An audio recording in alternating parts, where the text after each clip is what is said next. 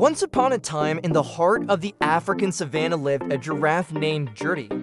Now, Gertie was no ordinary giraffe. Oh, no. She was exceptionally tall, so tall that she could reach the fluffy clouds that floated past.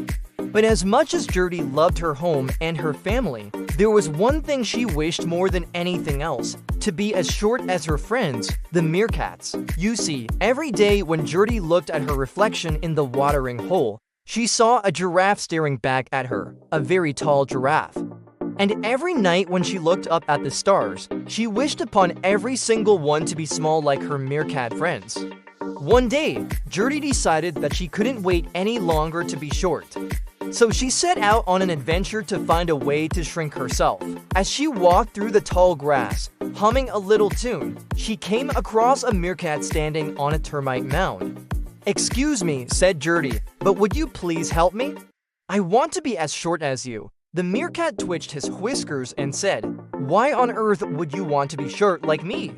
I can barely see over this termite mound. You, on the other hand, can see over the entire savanna." "But I don't want to see the entire savanna," sighed Gertie.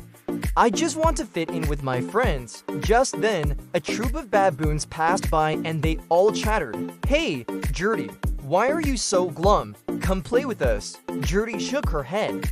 "No, thank you. I don't want to play with you. I want to be one of you." The baboons tilted their heads in confusion, but they didn't have time to question Gertie's strange behavior. They were all busy getting ready for the annual Savannah Games. "Oh, great," thought Gertie. "Maybe I can win the short race, and then I'll finally be happy." Gertie practiced standing on her tippy toes and even wore a huge hat to make herself appear shorter. But no matter how hard she tried, she was still the tallest contestant by far. As the other animals raced around the meerkat, pretending to be short and speedy, Gertie stumbled along, nearly tripping over her own feet. She bumped into a bush, almost face-planting in the dirt.